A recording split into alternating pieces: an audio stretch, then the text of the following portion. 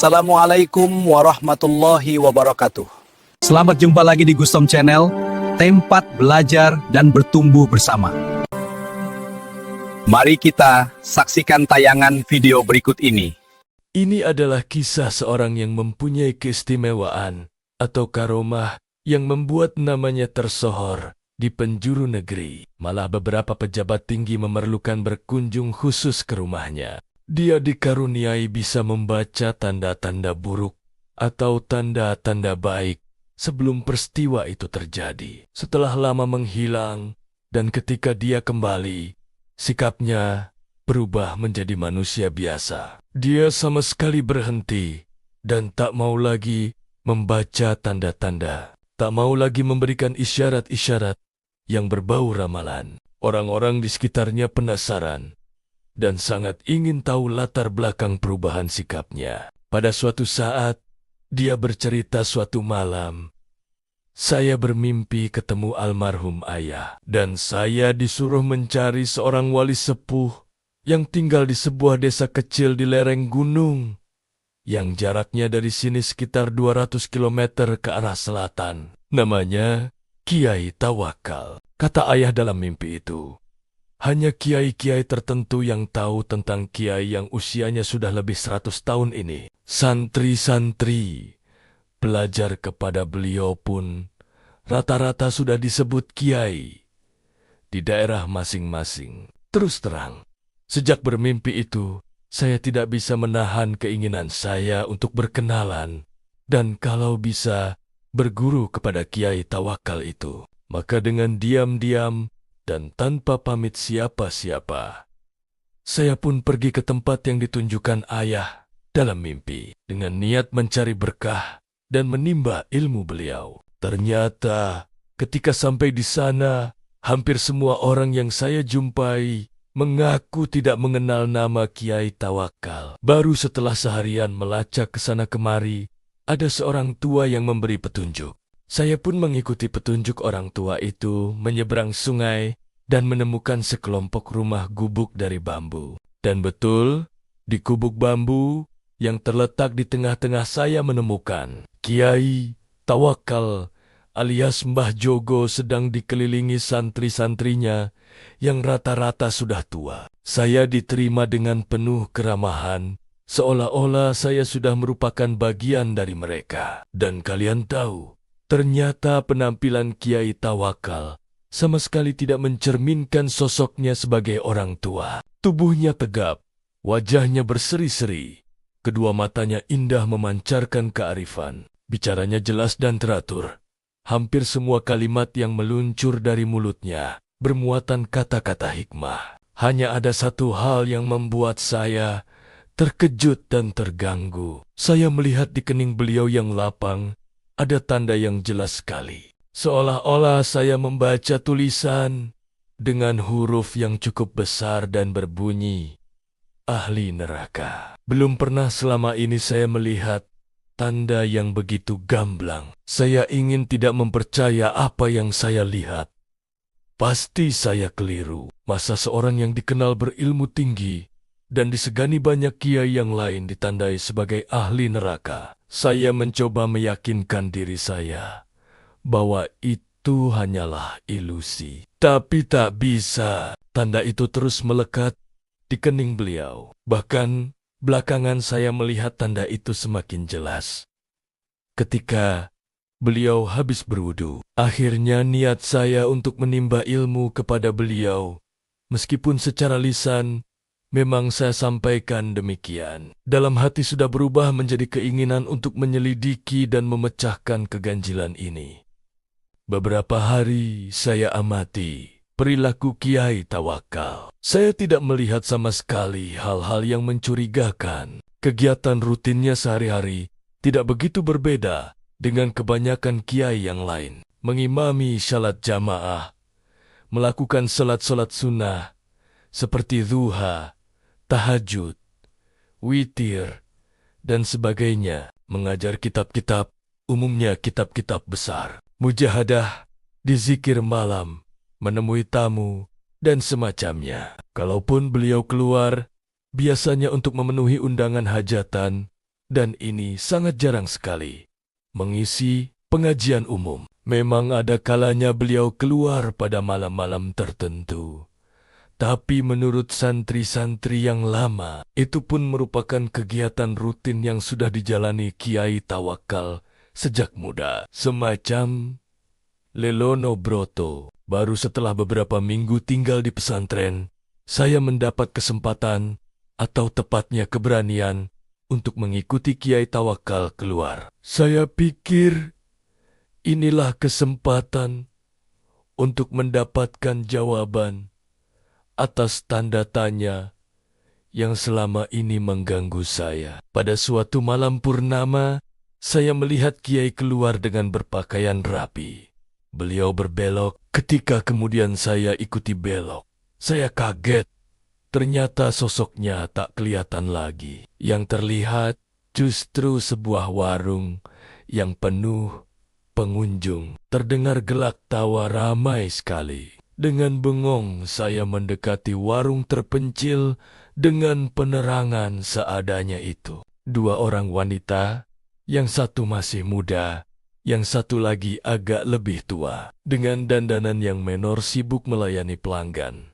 Sambil menebar tawa genit ke sana kemari. Tidak mungkin Kiai mampir ke warung ini, pikir saya. Ke warung biasa, saya tidak pantas. Apalagi warung yang suasananya saja mengesankan kemesuman. Mas, tiba-tiba saya dikagetkan oleh suara yang tak asing. Di telinga saya memanggil-manggil nama saya. Masya Allah, saya hampir tidak mempercayai pendengaran dan penglihatan saya. Memang betul mata saya melihat Kiai Tawakal melambaikan tangan dari dalam warung. Dengan kikuk dan pikiran tak karuan, saya pun terpaksa masuk dan menghampiri Kiai. Saya yang duduk santai di pojok warung, penuh dengan asap rokok, kedua wanita menor menyambut saya dengan senyum penuh arti. Kiai Tawakal menyuruh orang di sampingnya untuk bergeser kasih kawan saya ini tempat sedikit. Lalu kepada orang-orang yang ada di warung, Kiai memperkenalkan saya. Katanya, ini kawan saya. Dia baru datang dari daerah yang cukup jauh. Cari pengalaman, katanya. Mereka yang duduk dekat serta-merta mengulurkan tangan, menjabat tangan saya dengan ramah, sementara yang jauh melambaikan tangan. Saya masih belum sepenuhnya menguasai diri. Masih seperti dalam mimpi, ketika tiba-tiba saya dengar Kiai menawari minum. Kopi ya, saya mengangguk. Asal mengangguk. Kopi satu lagi. Iyo, kata Kiai kepada wanita warung sambil mendorong piring jajan ke dekat saya. Silakan, ini namanya Rondo Royal Tape Goreng. Kebanggaan warung ini. Lagi-lagi saya hanya mengangguk kepala, asal mengangguk. Kiai Tawakal kemudian asik kembali dengan kawan-kawannya dan membiarkan saya bingung sendiri. Saya masih tak habis pikir, bagaimana mungkin Kiai Tawakal yang terkenal waliullah dan dihormati para kiai lain bisa berada di sini akrab dengan orang-orang beginian, bercanda dengan wanita warung. Inikah yang disebut Lelono Broto? Ataukah ini merupakan dunia lain? Beliau yang sengaja disembunyikan dari umatnya. Tiba-tiba, saya seperti mendapat jawaban dari tanda tanya yang selama ini mengganggu saya. Dan karenanya, saya bersusah payah mengikutinya malam ini. Pantas di keningnya aku lihat tanda itu. Tiba-tiba sikap dan pandangan saya terhadap beliau berubah. Mas, sudah larut malam.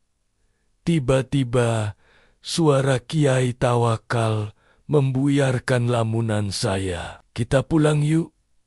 Dan tanpa menunggu jawaban saya, Kiai membayari minuman dan makanan kami. Berdiri, melambai kepada semua, kemudian keluar. Seperti kerbau dicocok hidung. Saya pun mengikutinya. Ternyata setelah melewati kebun sengon, Kiai Tawakal tidak menyusuri jalan-jalan yang tadi kami lewati. Biar cepat, kita mengambil jalan pintas saja ya, katanya.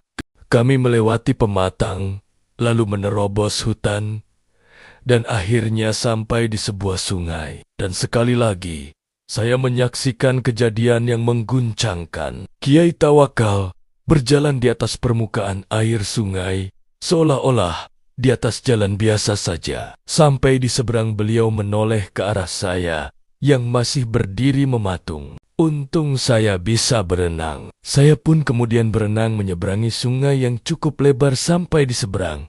Ternyata Kiai Tawakal sudah duduk-duduk di bawah pohon menunggu. Kita istirahat sebentar, katanya, tanpa menengok saya yang sibuk berpakaian. Kita pasti punya waktu. Insya Allah, sebelum subuh, kita sudah sampai pondok. Setelah saya ikut duduk di sampingnya, tiba-tiba dengan suara berwibawa, Kiai berkata mengejutkan, "Bagaimana? Kau sudah menemukan apa yang kau cari? Apakah kau sudah menemukan pembenar dari tanda yang kau baca di kening saya? Mengapa kau seperti masih terkejut? Apakah kau yang mahir melihat tanda-tanda menjadi ragu terhadap kemahiranmu sendiri?" Dingin air sungai rasanya semakin menusuk mendengar rentetan pertanyaan beliau yang menelanjangi itu. Saya tidak bisa berkata apa-apa. Beliau yang kemudian terus berbicara, "Anak muda, kau tidak perlu mencemaskan saya hanya karena kau melihat tanda ahli neraka di kening. Kau pun tidak perlu bersusah payah mencari bukti yang menunjukkan bahwa aku memang pantas masuk neraka. Karena, pertama, apa yang kau lihat belum tentu merupakan hasil dari pandangan kalbumu yang bening. Kedua, kau tak akan tahu sebagaimana neraka. Surga, aku adalah milik Allah. Maka terserah kendaknya, apakah ia mau memasukkan diriku ke surga atau ke neraka. Untuk memasukkan hambanya ke surga atau neraka, sebenarnya Allah tidak memerlukan alasan. Sebagai kiai, apakah kau berani menjamin amalmu pasti mengantarkanmu ke surga? Atau kau berani mengatakan bahwa orang-orang di warung yang tadi kau pandang sebelah mata itu pasti masuk neraka? Kita berbuat baik karena kita ingin dipandang baik olehnya. Kita ingin berdekat-dekat dengannya. Tapi kita tidak berhak menuntut balasan kebaikan kita darinya.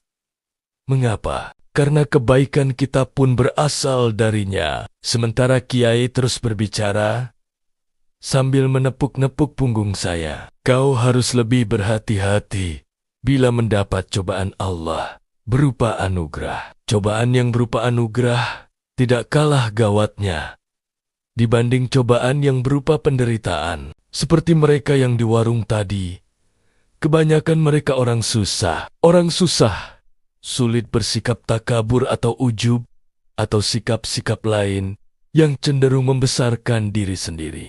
Berbeda dengan mereka yang mempunyai kemampuan dan kelebihan, godaan untuk takabur, sombong dan sebagainya itu datang setiap saat, apalagi bila kemampuan dan kelebihan itu diakui oleh banyak pihak. Malam itu, saya benar-benar merasa mendapatkan pemahaman dan pandangan baru dari apa yang selama ini sudah saya ketahui. Ayo, kita pulang.